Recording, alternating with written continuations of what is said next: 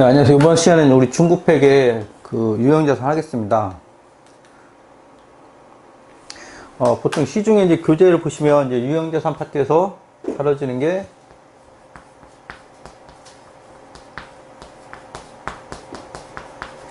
유형자산 있고,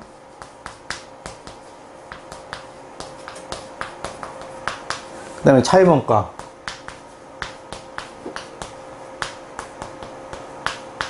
자산손상,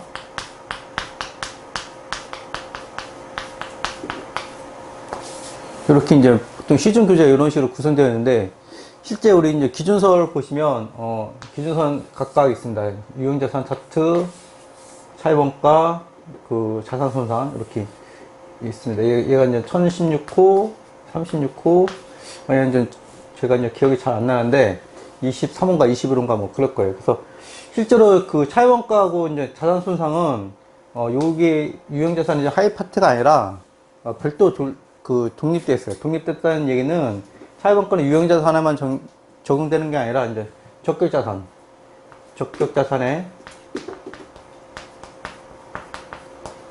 적용되는 겁니다. 그리고 말 그대로 자산손상은 일반적인 자산손상, 뭐 유형자산뿐만 아니라 무형자산, 그 다음에 그 외 자산에도 자산손상을 이제 적용하고 있습니다. 그래서 따로 이제 각 기준서에서, 별도 기준서에서 이제 손상을 다루지 않으면, 우리 자산손상 36호, 1036호 쪽을 이제 보는 거예요. 그래서 요걸 좀 알고 좀 접근하시면 좋겠고, 오늘 하는 부분은 우리 이제 유형자산 1015 먼저 할 겁니다. 1015 먼저 하고, 순서적으로 이제 그 다음에 무형자산 하고, 그 다음에 차입원가와 자산손상하고 같이 다룰 겁니다.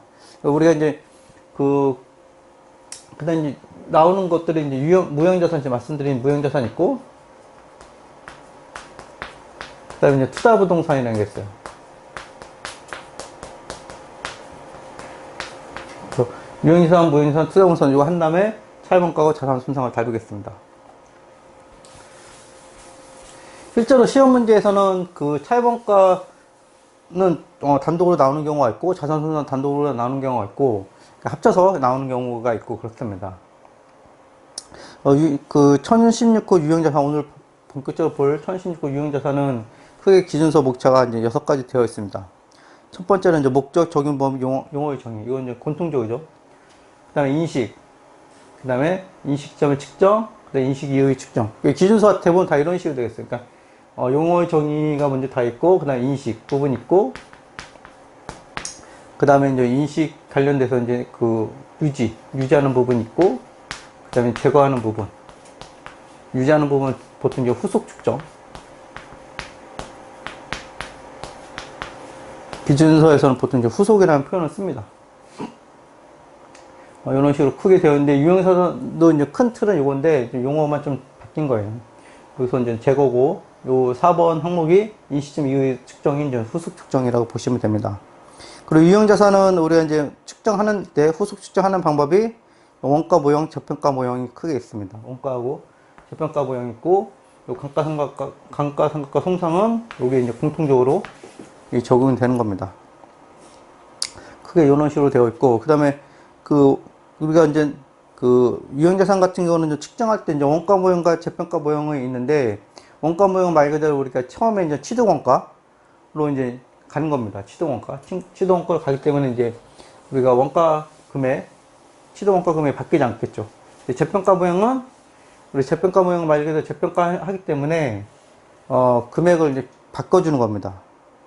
유형자산 금액을 바꿔주는 거고, 저평가 모형 당연히 이제 공정가치 기준을 하겠죠.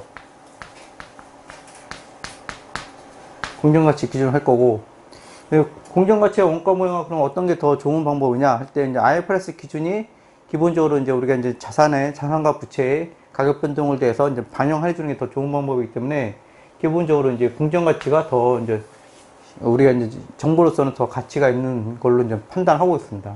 그렇지만 실무적으로는 우리가 이제 회계만뿐만 아니라 세무적으로 하기 때문에, 세무에서 우리가 재평가를 뭐 그다지 인정해 주지 않기 때문에, 실무에서는 재평가 모형을 하면 기본적으로 이제 재평가를 하려면 이제 우리가 감정평가도 받아야 되고, 그다음에 세무 쪽에서도 조정도 해야 되고, 그래서 실질적으로 우리 국내에서 현실적으로는 재평가 모형을 선택하는 경우는 거의 없습니다.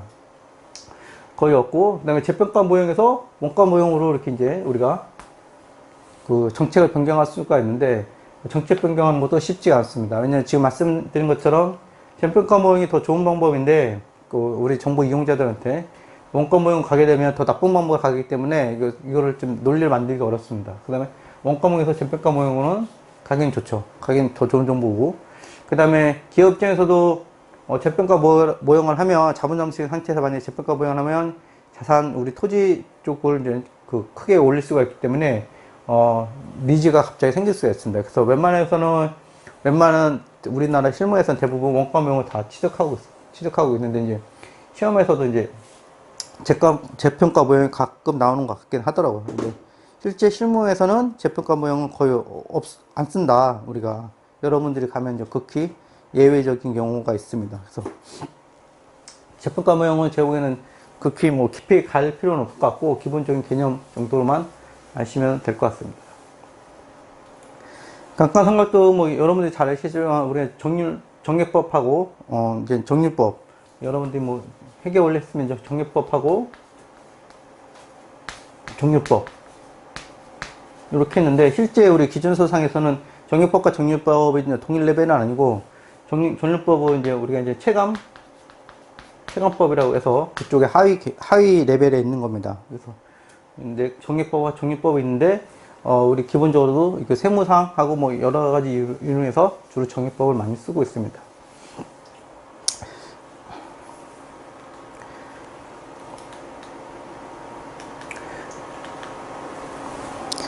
본격적으로 이제 기준서 내용을 들어가 보시면, 이제 목적은 당연히 유형자산을 하는 것 때문에 유형자산 우리 회계 처리의 방법을 정하는 겁니다. 유형자산 회계 처리 방법을 정하고, 그 다음에 이제 변동사항 하고 있고, 그 다음에 이제 우리 공식까지 다 일반적으로 다루는 겁니다. 그래서 유형자산 회계 처리 방법을 하고 있고, 손상 감액공정, 손상사상 뭐 기본적인 내용이기 때문에 이거는 뭐 넘어가겠습니다. 적용 범위를 보겠습니다. 적용 범위 항상 중요해요. 적용 범위는 뭐 1차 이론 문제에서는 뭐 안 나올 수가 있는데, 2차 이론 문제에서는 충분히 언제든지 나와도 뭐 이상하지 않습니다. 적용 범위 유형자산뿐만 아니라 모든 기준서의 적용 범위는 이제 정확하게 알고 계셔야 됩니다. 실무에 나와서도 이 적용 범위를 제일 먼저 뒤져봐야 되는 거예요. 내가 지금 맡고 있는 거래가 이 기준서에 맞는지를 확인하려면 이 적용 범위를 제일 먼저 뒤져봐야 됩니다. 적용 범위에 해당돼야지 그 기준서를 처리하니까 그렇습니다. 그래서 유형자산의 회계 처리, 우리 지금 유형자산 보고 있는데 1016호 유형자산 보고 있는데, 그럼 유형자산이 뭔지를 정확하게 알아야 됩니다.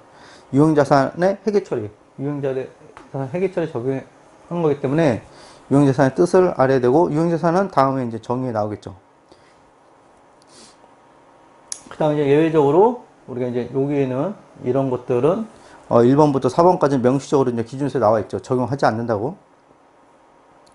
첫 번째는 이제 매각 예정 비유동자산과 중단임목. 이거는 이제 다른 기준서가 아예 있습니다. 다른 기준서가 있기 때문에 요 해당되는 유형자산들은 우리가 1105호를 따른다. 16호가 아니라 1105호를 따른다. 매각 예정 유형자산들은 그 1105호를 따른다. 그 다음에 이제 두 번째 보시면 이제 생산용 식물을 제외한 농립어업 활동 관련되는 생물자산. 이거는 이제 1041호 또 관련된 기준서가 있습니다. 관련된 기준서가 있고, 그 다음에 예외적으로 이런 식으로 되어 있죠. 이 앞부분을 적용하는 거고, 이 부분을 생산용 식물을 자라는 생산물을 적용하지 않는 겁니다. 그 다음에 탐사평가 자산, 그 다음에 4번, 석유, 천연가스, 유아, 유산, 비재생 같은 매장 감목과 강화권. 그래서 기본적으로 이제 요것들은 우리 산업적으로 좀 예외적인 거고, 기본적으로 실무에서 이제 놓치는 게 이제 유형자산. 요것도 매각 예정돼서. 그러니까 매각 예정된 거는 그 사업 단위로 움직이기 때문에 그 차트, 그 부분에서는 적용하는 겁니다.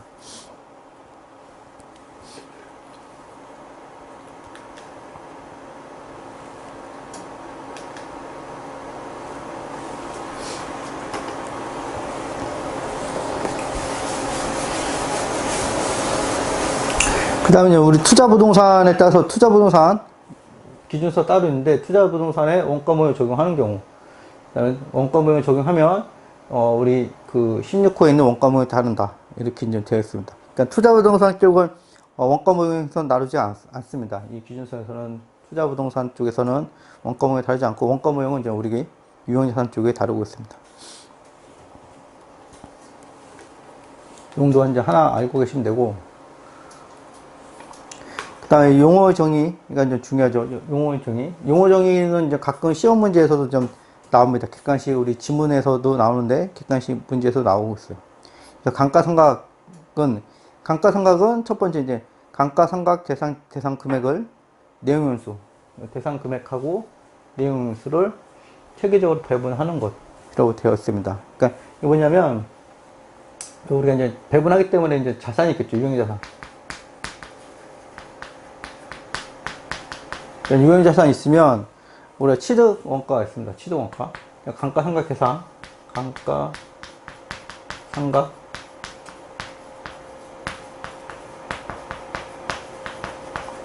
감가상각 대상 금액이 있는데, 이거 보시면 이제 원가에서 전종가치. 얘는 이제 원가에서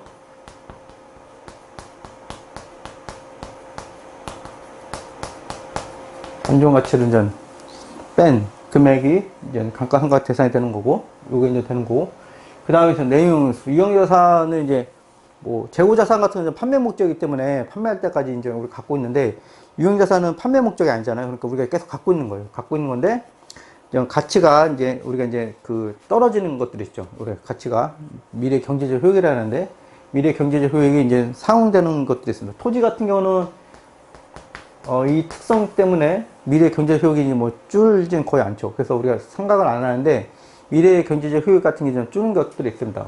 뭐 대표적으로 이제 기계장치 같은 거 많이 줄겠죠. 노화되니까. 뭐 시간에 따라서 노화되는 게 대표적인 거고, 그 다음에 이 기계장치를 통해서 만드는 제품들이 이제 단종될 수도 있고, 그렇기 때문에 이 가치가 이제 떨어지는 것들이 있습니다. 그렇기 때문에 이 기계장치를 우리가 어느 정도 미래 경제적 효익을 갖고 있는지를 판단하는 거예요. 그게 내용연수입니다. 내용연수. 그 내용연수고, 요 감가상각 대상 금액을 요 내용연수 동안에 이 금액을 배분해 주는 겁니다. 요게 이제 감가상각 개념이에요. 그러니까 우리 감가상각 대상 금액을 내용연수 기간에 맞게 이제 배분해 주는 거예요. 배분해 주는데 미래 경제적 효익이 이제 감소하겠죠. 그 감소하는 기준에 따라서 하는 겁니다. 그래서 정액법이라는 거는 미래 경제적 효익이 이제 균등하게 이제 감소하겠다는 걸 이제 가정하는 거고, 그다음에 체감법이라는 거는 우리가 가중체감법 같은 거는 우리가 이제 미래 경제적 효익이 가속해서 이제 준다.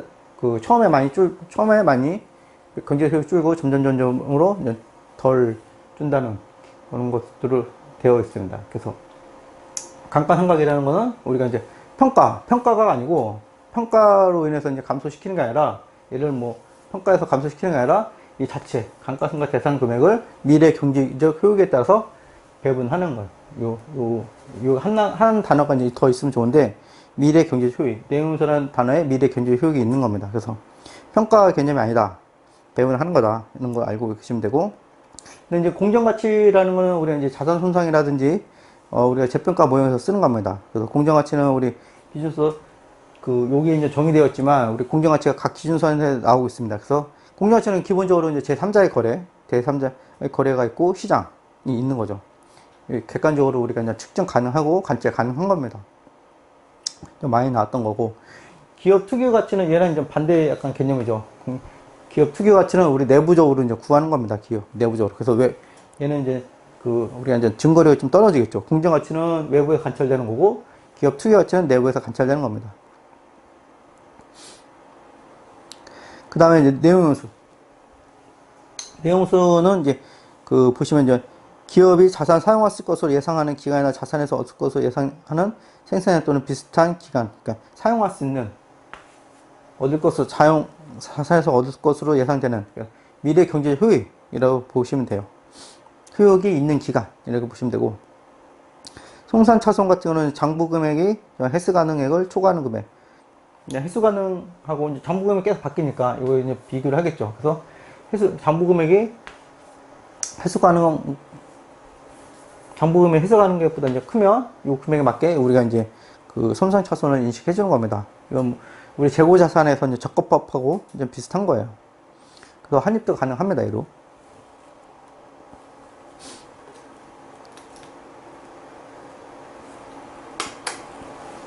생산용 실물은 간단히 좀 보시면 될 것 같고, 그래서 그 유형자산 원가는 뭐 우리가 그 원가도 이제 중요한 개념이죠. 왜냐면 우리가 원가 모형에서는 그 유형자산은 기본적으로 유형자산의 그 인식금액은 원가로 인식하게 되었습니다. 그래서 원가는 자산을 취득하기 위해서 자산의 취득 시점이나 건설 시점에서 지급한 것들, 그러니까 취득 시점, 이거 중요한 게 취득 시점이죠. 취득 시점. 건설 시점은 이제 나가는 거기 때문에 취득 사용 가능한 시점까지 이제 나간 것들 열어보시면 될 겁니다. 유형자산이죠. 요 개념을 이제 정확히 아셔야 되죠. 왜냐면 요 개념에 들어와야지만 우리가 지금 하고 있는 1016호를 적용하는 거예요. 그 유형자산은 재화 용역의 생산이나 제공, 타인에 대한 임대 또는 관리 활동에 사용할 목적으로 보유하는 물리적 형태. 중요한 게 이제 물리 형태죠. 물리적 형태. 물리적 형태가 있는 자산으로 한 회계기간을 초과하여 사용할 것으로 예상되는 자산. 이라고 이제 보시면 됩니다. 그러니까 여기에 해당되는 것들은 다 1016호를 적용하는 겁니다. 잔존 가치는 이제 우리가 이제 자산이 이미 내용 종료 시점이죠. 내용 종료 시점에 그 자산의 처분 후부터 획득할 금액에서 처분한 걸 차감한 금액의 추정치. 종료 시점에 처분했을 때에 우리가 현금 흐름입니다. 그래서 처분 대가하고 처음부터 획득할 금액, 처분 대가하고 부대 비용, 부대 원가, 순액입니다. 이게 순액이다. 라는 것만 알고 계시면 됩니다. 이 잔존 가치가 왜 중요하냐면, 그러니까 이제 아까 나왔던 유형자산 감가상각 대상 금액에서 이제 원가에서 취득하기 위해서 준 금액에서 이제 잔존 가치는 좀 빼게끔 되어 있어요. 그래서 이제 잔존 가치가 중요한 거고, 또 원가가 중요한 겁니다. 잔존 가치는 근데 미래 현금 흐름이에요. 미래 명목 가치. 미래 명목 가치.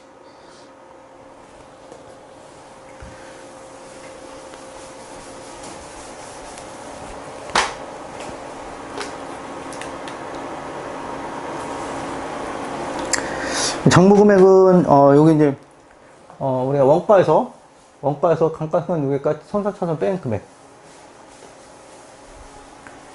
어디서 뭘 뺐다는 말은 안 나는데 감가상각 누계가 손상차손 누계액을 뺀 후에 인식된 자산 금액. 그래서 원가에서 우리가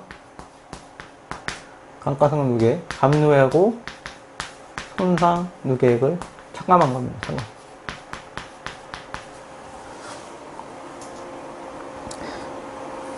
회수 가능액은 이제 처분 부대 원가를 뺀 공정가치와 자산의 사용가치가 더 많은 금액. 일반적으로 이제 우리가 다 많이 하는 거죠.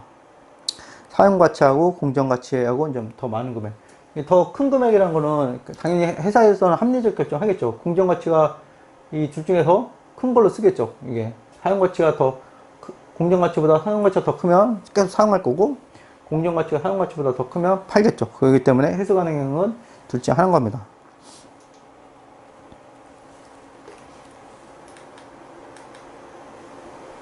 다음 인식 보겠습니다. 인식.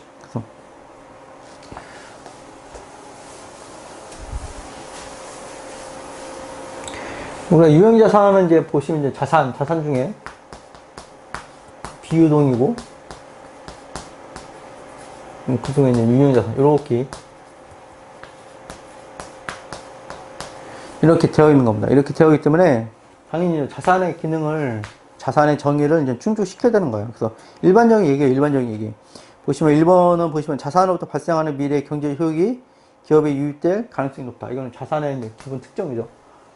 미래 경제 효익이 가능성이 높다는 거고, 그 다음에 당연히 신뢰성 있게 측정해야 되죠. 이게 자산의 정의입니다. 자산의 정의. 그렇기 때문에 우리가 이제 유형자산을 하려면 요건 자산의 뜻하고 똑같아요. 자산 정의하고. 아까 얘기했던 우리 이제 물리적 형태하고 1년 이상 사용할 예정인 거, 그걸 더 개념으로 여러분들이 알고 있어야 됩니다. 그 다음에 이제 우리 이제 기준서가 좀 예전에 좀 바뀐 게 요 부분이 좀 바뀐 거예요. 그러니까 예비 부품, 우리 IFRS 처음에 이제 도입할 때 2010년 이 당시 할 때 요게 좀 많이 이슈가 됐었어요.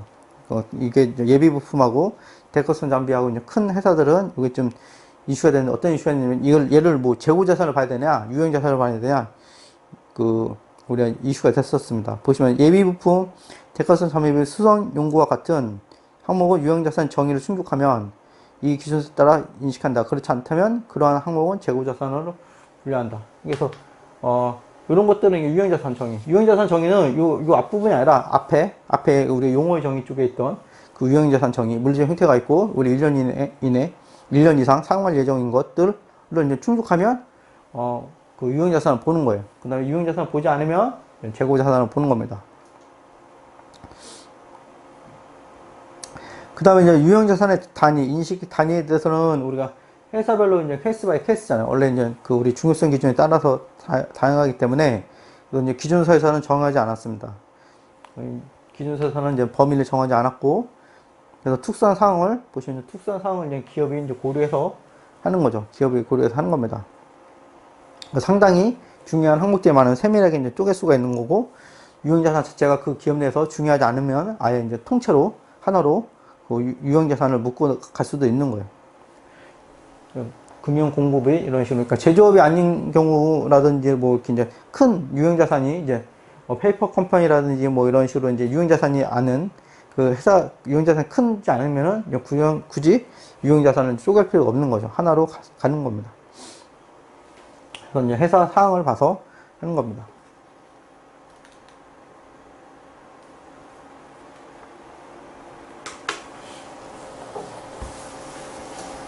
그 다음에 유형자산, 이제 원가도 이제 일반적인 얘기입니다. 발생 시점에, 회계가 이제 기본적으로 우리 발생 시점에 인식하죠. 일반적인 얘기인 거고.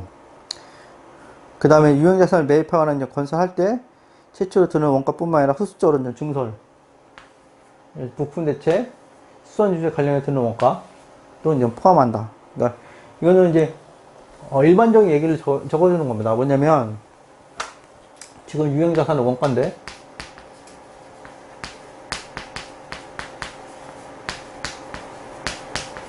첫 번째는 이제 매입하거나, 건설할 때 드는 거는 최초의 원가품. 그러니까 최초 원가예요, 최초 원가. 최초 원가인 거고, 그 다음에 유형자산 이제 감가상각 중에서도 우리가 이제 계속 쓰니까, 증설할 수가 있어요. 유형자산은 뭐 건물이 처음엔 뭐 5층짜리였는데, 뭐 7층으로 증설할 수가 있고, 뭐 비행기 같은 거는 뭐 엔진을 바꿀 수가 있고, 이런 식으로 이제 크게 또 대규모 수선하고, 유지를 하는 수가 있습니다. 원자력 발전 같은 데들은 뭐 수선하고 유지 큰 돈이 들죠.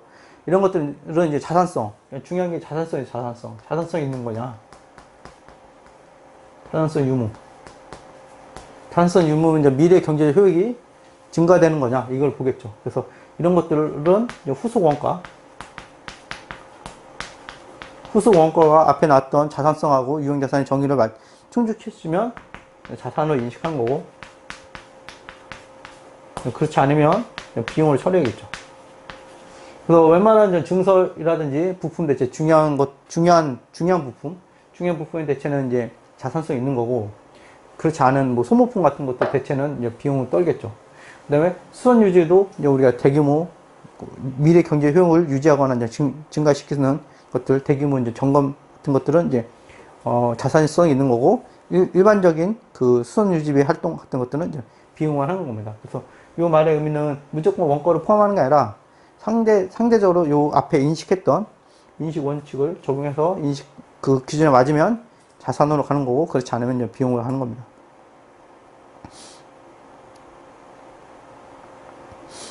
그래서 최초 원가뿐만 아니라 후속 원가에 대해서도 이제 우리가 인식 부분에서 다루어지고 있습니다.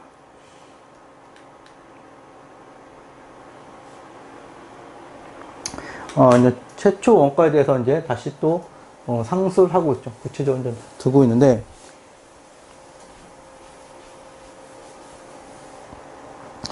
우리가 이제 그 유형자산 같은 경우 이제 뭐 석유화학 단지 가면, 우리 석유화학 단지 뭐 이렇게 가면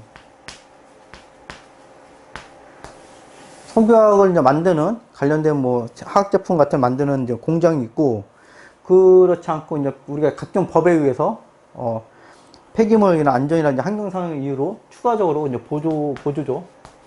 뭐 얘가 없다고 해서 제품 못 만드는 거 아닌데, 여러 가지 이런 환경 또는 환경상 이유로 이제 추가적으로 이제 만드는 것들이 있습니다. 이런 만드는 것들도 우리가 이제 원가로 포함해서 인식을 합니다.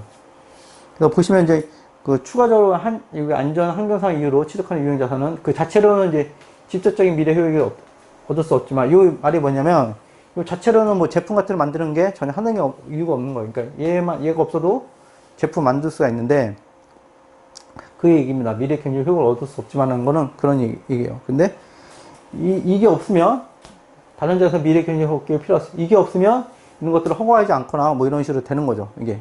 그렇기 때문에 이런 것들은 우리가 안전과 환경상 이유로 취득하는 유형자산, 이런 것들은 우리가 미래 경제 효익을 유지시키는데 필수품이기 때문에 원가로 인정하는 겁니다.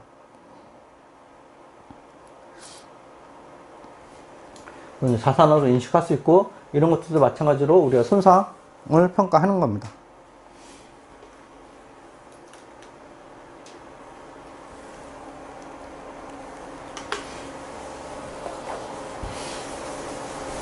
실제로 지금 다루는 유형자산은 그 일반 그 큰 회사들, 자동차라든지 이제 그 발전회사라든지 석유화 이렇게 이제 중화학 쪽, 중공업 쪽 같은 데는 상당히 중요한 겁니다. 이 원가에 따라서 이제 금액이 왔다 갔다 하기 때문에 유형자산 비중도 크고, 그런 회사들은 상당히 중요합니다. 그래서 후속원가를 또 나눴죠. 그래서 아까 제가 말씀드린 것처럼 최초 원가가 있고 후속 원가가 있습니다. 후속 원가에서는 이제 아까 이제 수선유지, 그다음에 부품 대체들이 원가가 이제 자산 성격이 있으면 자산을 인식하는 거고, 그렇지 않으면 이제 비용으로 인식하는 겁니다.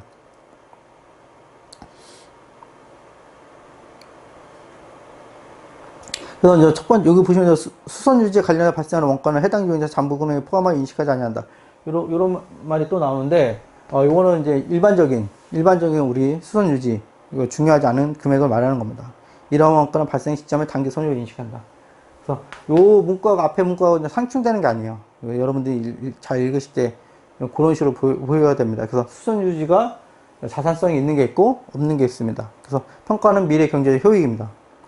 일부 유형자산의 경우 주요 부품이나 구성 요소의 정기적인 교체가 필요한 것들이 있습니다.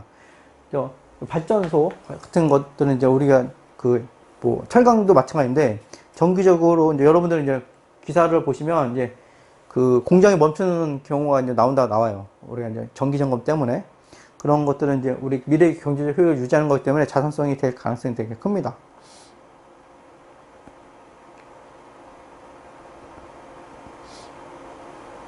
그래서 이제 보시면 이제 유형자산 일부를 대체할 때 발생하는 원가 인식 기준, 원가 인식 기준을 충족하는 경우에는 유형자산을 보는 겁니다. 그래서 무조건 우리가 이제 그 수선유지비 후속 원가는 아까 제가 적어드린 것처럼 기본 원칙이, 그러니까 자산성이 있냐 이거를 보는 거예요. 그물을 판단해서 자산이 될 수도 있고, 이제 비용으로 바로 갈 수도 있고, 그런 겁니다. 여러분들 시험 문제에서는 뭐 일반적으로 그 중요성 뭐 이런 멘트를 날릴 겁니다.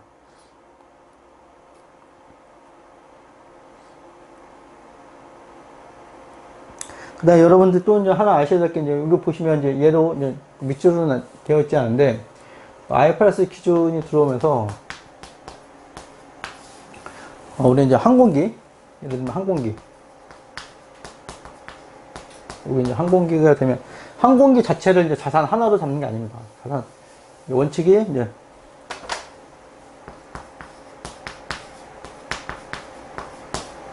항공기 자체를 자산 하나로 잡는 게 아니라, 우리가 구분할 수가 있어요. 뭐, 항공기 날개라든지, 뭐, 엔진이라든지, 여기 나온 것처럼 뭐, 동체, 그 다음에 내부 설비, 이런 식으로 이제 내용에서 각각 그 다른 것도 있습니다. 내용, 항공기가 이제 이렇게 부품, 큰 부품,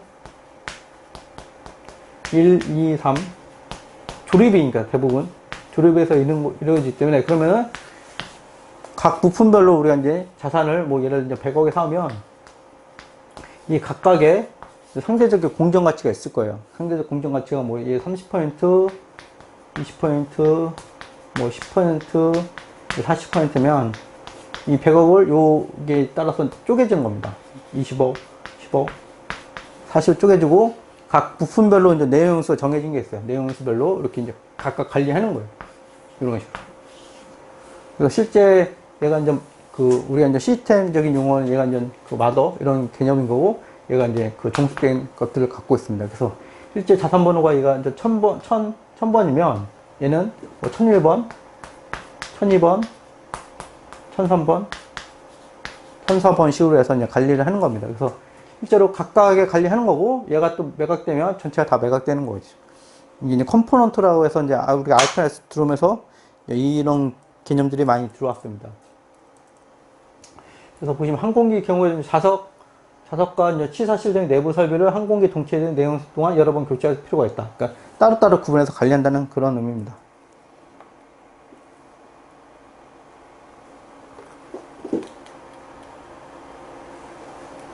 그 다음에 지금 보시면 이제, 우리가 정기적인 종합검사도 이제 아까 말씀드린 철강 같은 데 때는 제철소 같은 데 정기적인 종합검사가 이제 비용이 상당히 큽니다. 하루 뭐 짧은 시간 하는 게 아니라 며칠 걸리고 심지어는 몇 달 걸리는 것도 있습니다. 그런 것들을 자산성을 인정해서 우리가 자산으로 인정합니다.